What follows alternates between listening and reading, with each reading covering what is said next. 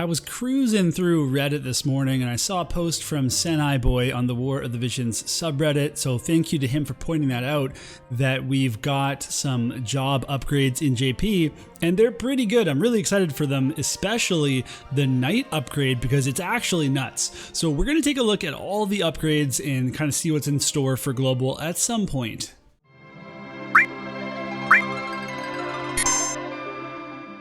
Something that's kind of sneaky, kind of interesting from Gumi is that Ranger got upgraded. That's the main job of Eliza, who literally just came out in Global, but came out a little while ago in JP. There's also a map next week in Global that has wind missile unit attack up, and I think that maybe there's going to be a summer Ranger wind unit and that we've kind of been spoiled, but who knows. We'll see if that comes to be.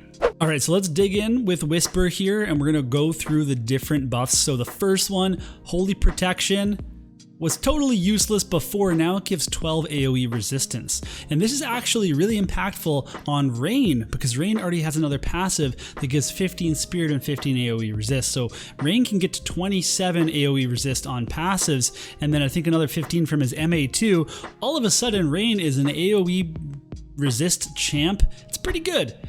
They also got, the Knight that is, got 40% slash resist penetration on the HP up passive. So that's a really big amount, 40%, and they get another 40 from Trinity Break. So we'll take a look at that. But first of all, Divine Heal, which was again one of those skills that it wasn't that good, you know, just raises your max HP and restores it. Now it means that you can't be imperiled, elemental imperil at least. So if a unit has something that decreases your dark resistance, like Black Rose Helena for example, that doesn't work on Knights as long as they have this buff up. They also get healing power up, which is really nice if you have a healer or regen, whatever it is that you're using. So this is another really solid buff, especially on Whisper, who gets these EX job upgrades on it as well.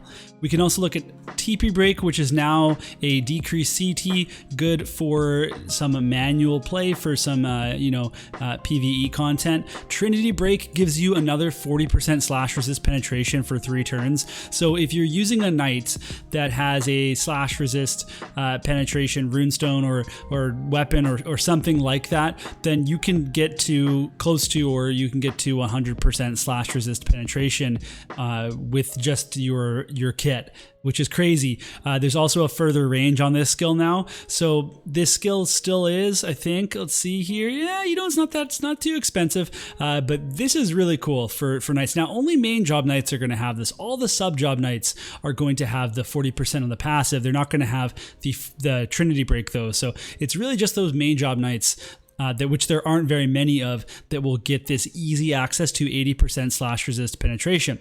Now, AP Break is also going to decrease acquired AP up after it hits, which is kind of neat as well for PvE, but you know, maybe for like manual PvP as well.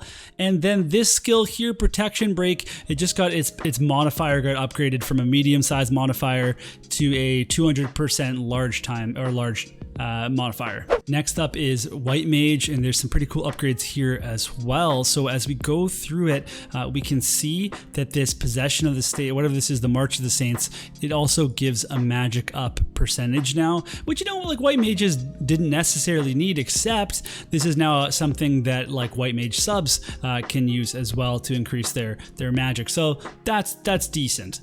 Regenerator also gives you some healing power now, so if you want to use that counter, I mean, it's a decent counter, and especially if you have healing power up, your regen is going to be quite good. Kurega had its range extended, not just like how far it goes, but also just the AoE that it heals with, and that's obviously like pretty huge range now. So that's the range that we've been seeing with Fina, and it's very, very potent. So for this to, you know, now be for all White Mages, that's quite a big deal for the healing aspect of it. Holy also gets a faster, faster cast time here, so it's at 360 instead of 200. That's also a really big deal for popping off some Holies.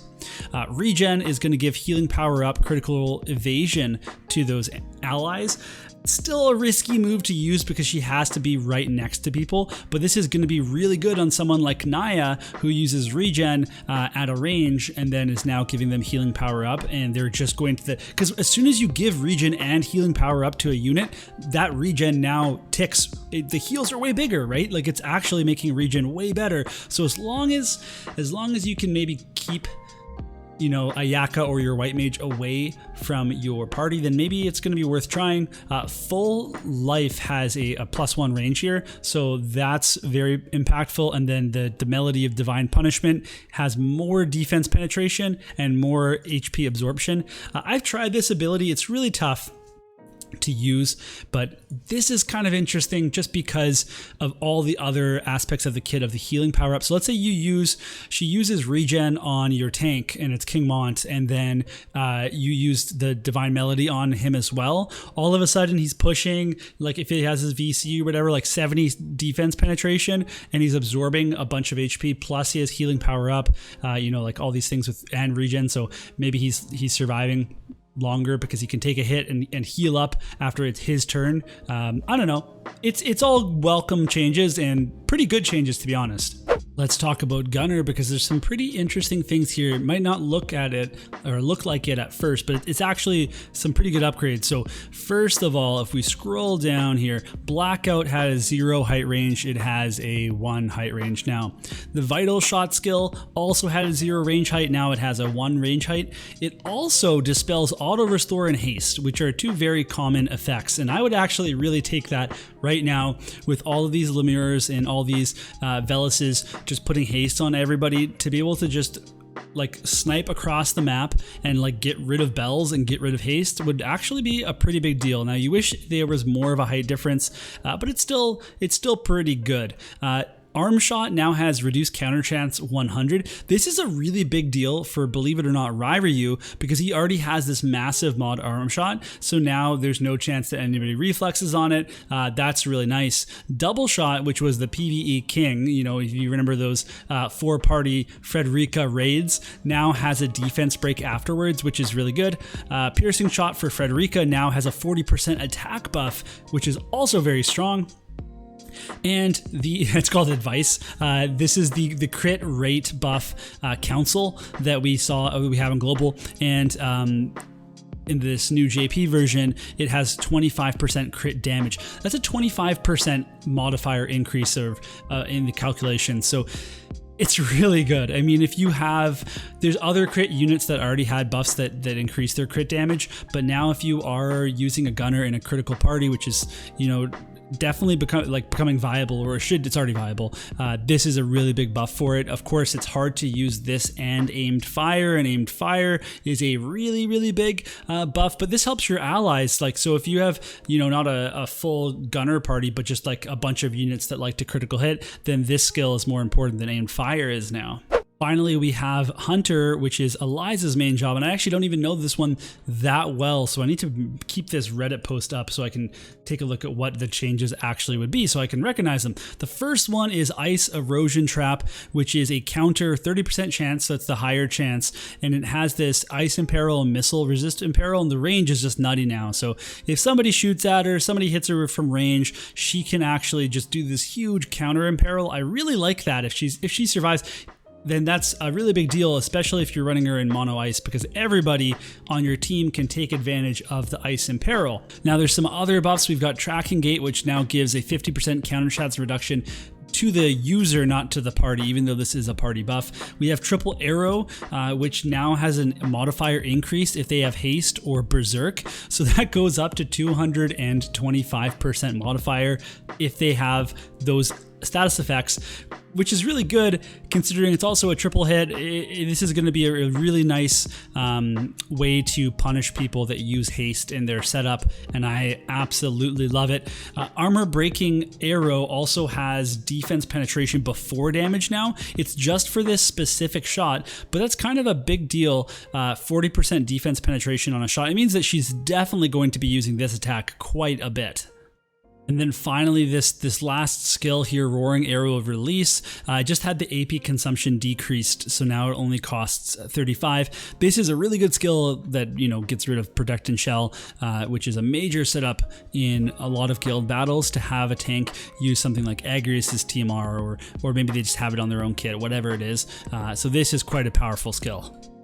So I wanted to bring attention to a specific thing here. So with Rain, like I said, he can get this AoE resist 15 here. He can get another 12 here, that's 27. And then on his master ability, he has another 15, which puts us at 42% AoE resist before any sort of buffs or whatever else he gets. But there's other ways we can build him now too, because you have this prominence ability, gives 30% magic, and then he also has slash resist penetration, which he didn't have on his kit previously, which will help him deal more damage. So this is a really cool combination of things.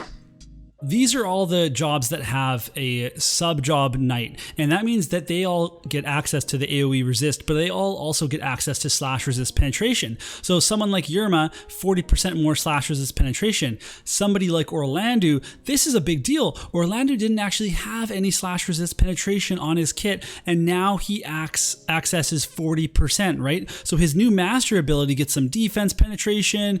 On his kit, he's going to get the ability to reduce, where is it here?